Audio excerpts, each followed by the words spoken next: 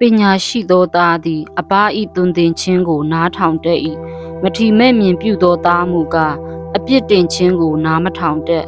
လူသည်မိမိနှုတ်၏အသီးတီးဟုသောကောင်းသောအရာကိုစားရ၏ပြစ်မှားတတ်သောသူမူကားညှင်းဆဲခြင်းအပြစ်၏အသီးကိုစားရ၏မိမိနှုတ်ကိုစောင့်သောသူသည်မိမိအသက်ကိုစောင့်၏မိမိနှုတ်ကိုကြဲကြဲဖွင့်သောသူမူကားပျက်စီးခြင်းသို့ရောက်တတ်၏ပြင်းရည်သောသူသည်အဘယ်အရာကိုမျှတောင်းတ၍မရတတ်လုံလဝရိယပြုသောသူမူကားမိမိအလိုဆန္ဒပြည့်စုံရ၏ဖြောင့်မတ်သောသူသည်မူတာစကားကိုမုန်းတတ်၏မတရားသောသူမူကားဆက်ဆုပ်ယွန်ရှာပွဲဖြစ်၍အဆက်ကွဲခြင်းသို့ရောက်တတ်၏ဖြောင့်မတ်ခြင်းတရားသည်လမ်းမလွဲသောသူကိုစောင့်တတ်၏ဒုစရိုက်တရားမူကားအပြစ်ရှိသောသူကိုလှဲတတ်၏အလွန်ဆင်းရဲလျက်နှင့်ရတတ်ဟန်ဆောင်သောသူရှိ၏အလွန်ရတတ်လျက်နှင့်ဆင်းရဲဟန်ဆောင်သောသူလည်းရှိ၏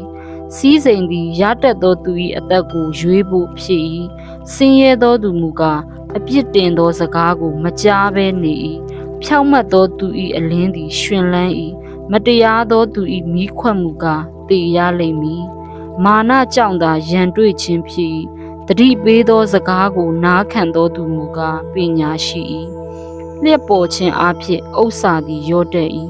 ကြိုးစားအားထုတ်၍စီးပူးသောသူ၏ဥစ္စာမူကားပြန့်ပွားတတ်၏မျော်လင့်သောအရာသည်ဖိနှဲ့လျင်စိတ်နှလုံးကိုပူပန်စေတတ်၏အလိုပြည့်စုံသောအခါမူကားအသက်ပင်ဖြစ်၏နှုတ်ကပတ်တော်ကိုမထီမဲ့မြင်ပြုသောသူသည်ပျက်စီးလိမ့်မည်ပညတ်တရားကိုခန့်ညားသောသူမူကားချမ်းသာရလိမ့်မည်ပညာရှိသောသူ၏တရားသည်အသေးခံရာကြော့ကွင်းတို့မှလွဲရှောင်ရာအသက်ဆန်းရည်တွင်ဖြစ်၏ကောင်းသောဉာဏ်ရှိသောသူသည်မျက်နာရတတ်၏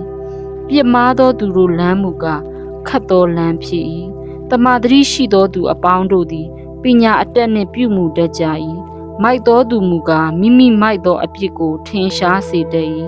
မတရားသောအစေခံသည်မိမိဆောင်သောအမှုကိုဖျက်တတ်၏သစ္စာရှိသောတန်တမန်မူကားကျမ်းမာခြင်းအကြောင်းဖြစ်၏